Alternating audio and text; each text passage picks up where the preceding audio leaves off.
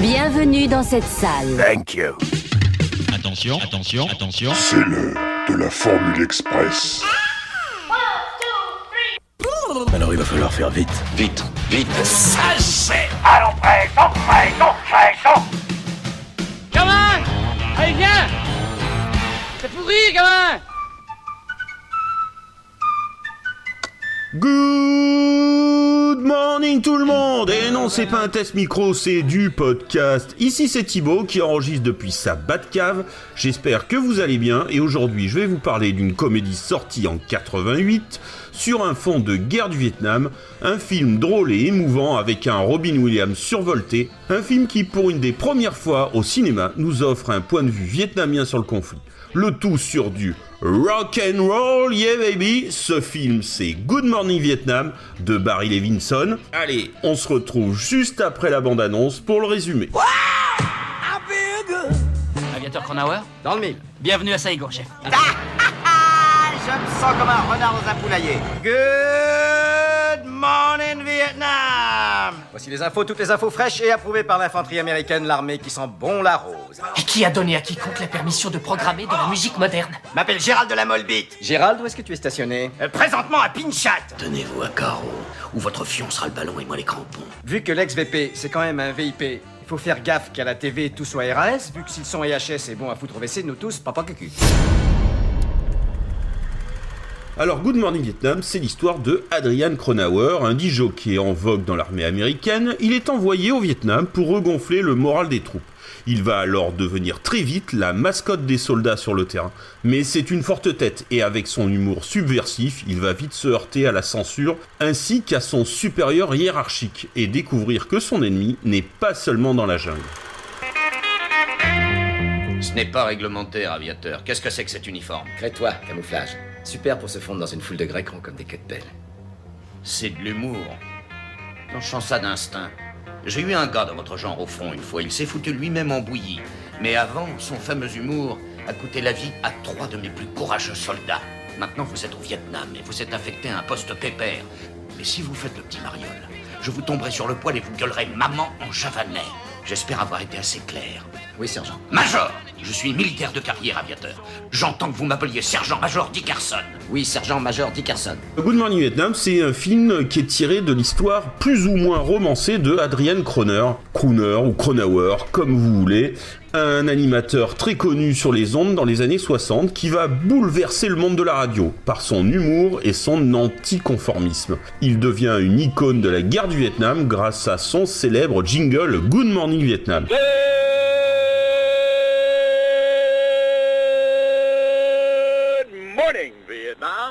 It's just a smidgen past 5 after 6, and here we go with another day's version of the Dawn Buster Show from Armed Forces Radio. I'm Airman Adrian Cronauer, and for the next 4 hours, we've got the best in popular music for you here, so let's get started right now with music.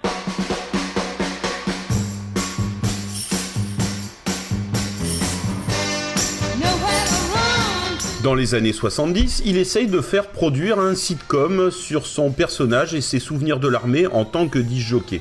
Mais ça n'aboutira pas, malgré le succès de la série humoristique à succès MASH, une série qui parle de médecins opérant sur le front de la guerre de Corée. Il tente alors de le faire produire sous forme de téléfilm, il attire alors l'attention de Robin Williams et du producteur Larry Bresner, qui vont convaincre la Touchstone Pictures, une filiale Disney, de faire un film pour le cinéma. Robin Williams, connu à l'époque surtout pour son rôle d'extraterrestre dans la série Mork and Mindy, un spin-off de Happy Days pour lequel il obtiendra un Golden Globe. Il cherche quand même à percer au cinéma, mais a du mal à trouver son public. D'ailleurs, son premier rôle est Popeye dans le film de Altman, qui malheureusement sera un énorme bide.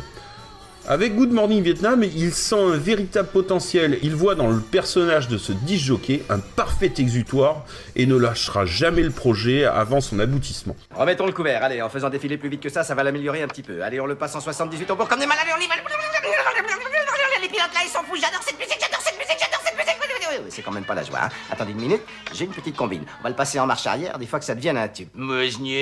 Freddy est un frimeur, Freddy est un frimeur. Imaginez un disc-jockey qui part en expédition dans la 4e dimension. Il entre dans la zone démilitarisée, le zone...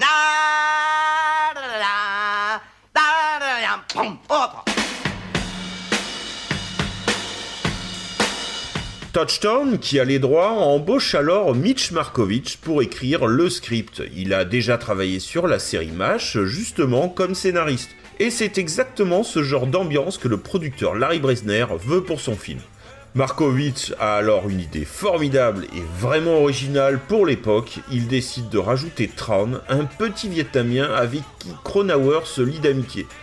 Ce jeune garçon, qui s'avère être un dangereux combattant Vietcong, plonge Cronauer en plein conflit. Une idée très innovante de Markovitch qui crée toute l'originalité de cette histoire et qui rajoute un vrai côté dramatique. Évidemment, on est bien loin de l'histoire d'origine de Cronauer, car il n'a jamais sympathisé avec un Vietcong, n'a jamais conduit de jeep en territoire ennemi, et comme il disait lui-même, s'il avait fait la moitié des choses que fait Robin Williams dans le film, il aurait passé un sacré moment en tôle. Et c'est peut-être justement le déclic qui manquait à l'histoire originale de Cronauer. Larry Bresner, d'ailleurs le producteur très emballé par ce nouveau script, s'empresse de le donner à Jeff Kanou, le réalisateur des Tronches. Une comédie graveleuse très populaire à l'époque, mais il refuse. Il choisit finalement Barry Levinson, le réalisateur du Secret de la Pyramide, selon lui la personne parfaite pour ce film, et le trio Williams, Levinson et le scénariste Markovitch va faire des merveilles. T'as de l'info? Non, j'ai de l'impro. Et ça repart, ces 2 secondes de silence, c'était le mime Marcel Marceau dans son dernier triomphe. Tais-toi mon cœur. Et là, on attaque les titres. Barry Levinson refusera carrément que Robin Williams rencontre Cronauer avant le tournage pour éviter qu'il prenne ses manières et ses expressions. Il voulait que Robin Williams soit son propre Adrian Cronauer. Il le rencontrera plus tard, après le tournage, pendant la promotion du film, et deviendront très amis. Bien, en tout cas, merci beaucoup. Ah, est-il exact que vous avez été très exposé au gaz innervant en cours de test? Innervant? Les gaz? Oui, l'avez-vous utilisé? Ben, une fois, oui, sur moi. Et je dois vous dire que ça n'a eu aucun effet sur moi. J'ai pas eu de réel séquelles. Plein de draps qui me sautent en pleine fiole. Mais Adrian Cronauer n'est pas le seul modèle de Robin Williams pour le film. Il s'inspire aussi de Dave Rabbit, un disque jockey qui sévira depuis un bordel à Saigon avec une radio pirate, un vrai phénomène qui diffusera du rock et parlera de drogue et de sexe avant d'être interdite et que l'armée démolisse le studio. Robin Williams évoluera en général sans script, improvisant la plupart des passages radio, créant une ambiance folle sur le tournage, si bien que de nombreuses prises furent inexploitables à cause de l'hilarité de l'équipe. Pour l'accompagner et lui donner la réplique, c'est Forest Whitaker qui est choisi. Il débute à peine, c'est l'acteur qu'on retrouvera plus tard dans Ghost Dog ou Panic Room entre autres. Il forme un duo vraiment sympa avec Williams. On peut aussi parler de la présence de Bruno Kirby, le lieutenant Hawk, qui avait joué déjà dans Le Parrain et qui confiera quand même qu'il avait préféré ce film au Parrain. Franchement, je trouve votre faux pacifié horriblement déplacé. Il faut avoir un fier culot pour comparer le conflit ici au Vietnam avec un verre de café expression bien serré. Moi, vous savez, ces trucs, ça me vient comme ça, c'est pour être amusant. Amusant, c'est bien. Amusant, c'est bien. Mais dans ce cas, faites appel au comique, à l'humour, et pas à faux pacifié et à votre café vaseux. Et puis en plus, vous êtes astreint à ne passer que des formes de musique aux normes et non vos trucs de sauvage. Pour des raisons de sécurité et d'infrastructure, le film n'est pas tourné au Vietnam, mais juste à côté, en Thaïlande. Et l'une des difficultés majeures est qu'au Vietnam, les voitures roulent à gauche et en Thaïlande à droite. Et il fallut donc transformer les routes et les bloquer pendant le tournage. Pour la figuration, Barry Levinson va recruter des étudiants sur place en Thaïlande, mais pas forcément anglo-saxons, et donc parfois ne parlant pas un mot d'anglais, notamment la scène du camion où Robin Williams plaisante avec des GI en pleine rue. Ils ont l'air de bien rire de ces facéties, alors qu'en réalité, la plupart des figurants présents ne le comprenaient même pas. En faisant attention, on remarque un 1 rouge sur les uniformes des soldats dans le camion. C'est l'insigne de la Big Red One, une compagnie d'élite de l'armée américaine. Une compagnie d'ailleurs mis à l'honneur dans le fameux film The Big Red One de Samuel Fuller, Les Lauriers de la Gloire en français, un excellent film sur la Seconde Guerre mondiale que je conseille à tout le monde. Les locaux de la RAF, Radio Force Armée Saigon, qui n'existe pas évidemment en Thaïlande, sont filmés à l'hôtel The Malaysia Hotel in Bangkok, où tout le deuxième étage sera transformé en studio de radio. Le tournage se déroulera de avril à juillet 87 sous une chaleur écrasante. Le film sort en mai 88 en France et c'est un véritable carton, avec presque 900 000 entrées en France et plus de 123 millions de dollars de recettes aux USA pour un budget de 13 millions. Robin Williams reçoit un Golden Globe et est nominé aux Oscars comme meilleur acteur. Pour moi, c'est l'un de ses meilleurs rôles. C'est d'ailleurs le film qui propulse Williams tout en haut. Il enchaînera ensuite avec de gros succès populaires comme Madame Doubtfire ou Le Cercle des Poètes Disparus. Nominé à de nombreuses reprises, il recevra enfin pour la première fois un Oscar en 99 pour son rôle de professeur dans Will Hunting. La BO aussi va être un succès, une compilation du son des 60s et 70s et What a Wonderful World qui ressort en single et devient enfin disque d'or près de 20 ans après sa sortie en 67. On peut remarquer aussi l'absence des Beatles et des Rolling Stones à cause de droits d'auteur trop importants, dommage. Une deuxième version du CD sortira plus tard avec des répliques de Robin Williams intercalant chaque morceau. Une des rares musiques originales du film est un morceau de Alex North qui en fait avait été déjà refusé par Kubrick pour 2001 l'Odyssée de l'espace. Après la sortie du film, le romancier et scénariste Martin Burke a poursuivi Walt Disney Pictures ainsi que Touchstone Pictures et Larry Bresner, le producteur, pour 30 millions de dollars, affirmant que l'histoire de Good Morning Vietnam avait été volée dans son roman de 1980, The Laughing War. Malheureusement pour lui, l'affaire n'aboutira pas. Pendant plusieurs années, une suite est envisagée, Good Morning Chicago, mais un désaccord entre Williams, Barry Levinson et Disney enterrera définitivement le projet. Alors pas de suite finalement donc pour ce film, mais le sujet sera traité encore à nouveau avec Pump Up the Volume en 90, l'histoire d'un ado mal dans sa peau qui sème la zizanie au collège avec une radio pirate, et aussi avec ce génial film de 2009 parlant d'une radio pirate anglaise diffusant à partir d'un bateau dans les eaux internationales au large de l'Angleterre, The Boat That Rock.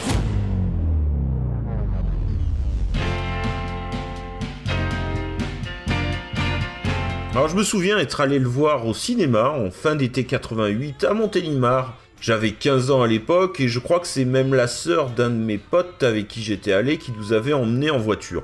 J'étais fan de ce genre de comique troupier et évidemment on a adoré. Robin Williams, qu'on ne connaissait pas trop à l'époque, m'a complètement scotché par son débit de parole et sa bonne humeur très communicative. J'avais particulièrement adoré ses saillies drôlatiques. Moi, fan de jeux de mots, même nul, il en fallait pas plus pour que ça mâche avec moi. Quelque chose qui m'avait évidemment beaucoup plu, c'est l'histoire avec le jeune Vietnamien Tran. Je parle évidemment de cette amitié entre des deux ennemis. Une histoire vraiment différente de tout ce qu'on pouvait voir dans les années 80, et au milieu de Platoon d'Oliver Stone, Full Metal Jacket de Kubrick ou Outrage de De Palma, et loin des clichés des silhouettes fantomatiques dans la jungle, dans ce film, pour la première fois au cinéma, on se retrouve en ville, on découvre une population chaleureuse et souriante et leur quotidien sous l'occupation. Et c'est ce film qui m'a ouvert les yeux sur certaines réalités de cette guerre, et pour ça on peut vraiment saluer ce film qui, sous ses allures de comédie légère, aborde un sujet assez tabou aux États-Unis, comme en France d'ailleurs avec l'Algérie par exemple. Je t'ai donné mon amitié, ma confiance. Et là on m'apprend que mon meilleur ami, eh ben c'est mon ennemi. Ennemi? C'est quoi, ennemi? Tu tues mon peuple tellement loin de chez toi. Pas nous, l'ennemi. Toi, l'ennemi. Tu t'es servi de moi pour tuer, il y a deux pauvres mecs qui sont morts dans ce bar. M'en fous, là. Ma mère est morte. Et mon grand frère, qui serait 29 ans, lui tué par Américains. Parce que nous pas humains pour eux. Juste petit Vietnamien. Et moi, pauvre imbécile, je sauve ta vie, Anlac. J'y crois pas, moi. À peine 5 mois à Saigon. Et voilà, mon meilleur ami est un Viet Cong. Ça fera désordre sur un curriculum! Good Morning Vietnam, c'est un des films les plus drôles que j'ai pu voir et qu'il faut absolument avoir vu au moins une fois. Robin Williams y est vraiment excellent. Sa bonne humeur et son enthousiasme sont très communicatifs et c'est bien simple. Après ce film, moi, je voulais faire de la radio. Avec le collègue, même après le film, je me souviens qu'on enregistrait des impros sur un vieux magnéto pour faire un truc genre radio. Ouais, vraiment n'importe quoi. Bon, passons. À noter aussi quand même le super doublage français et très réussi de Patrick Fleurscheim, un acteur français de grand talent, à qui on doit aussi les voix de Mel Gibson dans Mad Max, Michael Douglas et Ed Harris. Et surtout, n'oublions pas la musique qui fait partie intégrante du film et qui, à la manière des Blues Brothers, vous donne envie de bouger sur votre siège avec des passages clipesques, avec de superbes images de reconstitution du Vietnam sur des classiques du rock'n'roll de l'époque, les Beach Boys, James Brown, Martha and the Vandellas et la superbe chanson de Louis Armstrong qu'on écoute presque la larme à l'œil.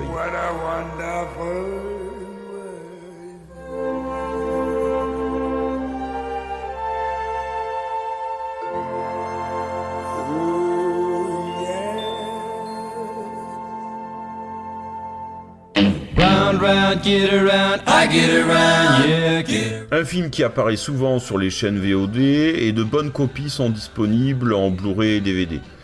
Un film que je vous conseille de voir au plus vite ou de revoir parce qu'il vaut vraiment toujours le coup d'œil. Mais il est l'heure pour moi maintenant de rendre l'antenne. C'était Thibaut avec, allez, encore un petit coup pour la route. Good Morning Vietnam! Ah, c'est trop bon, j'avais toujours rêvé de faire ça à la radio un jour. Eh bien, je vous laisse avec ce superbe film. Merci à ceux qui nous écoutent depuis le début. Bienvenue aux nouveaux. Portez-vous bien. Évitez les bombes et à très vite pour un nouveau Back to the Screen. Moi, si je devais résumer ma vie aujourd'hui avec vous, je dirais que c'est d'abord des rencontres. C'est vrai que je ne vis que pour le cinéma. Pour être aimé, il faut être aimable. Vous voulez un chocolat? C'était pas ma guerre. Back and full force. Quelle est votre devise? Je m'appelle Bond. James Bond. Vous délirez totalement là. C'est ça qui permet de voyager à travers le temps. La vie a plus d'imagination que nous. J'espère que je ne vous apprends rien. Vous êtes un mélancolique. Mélancolique, mon cul.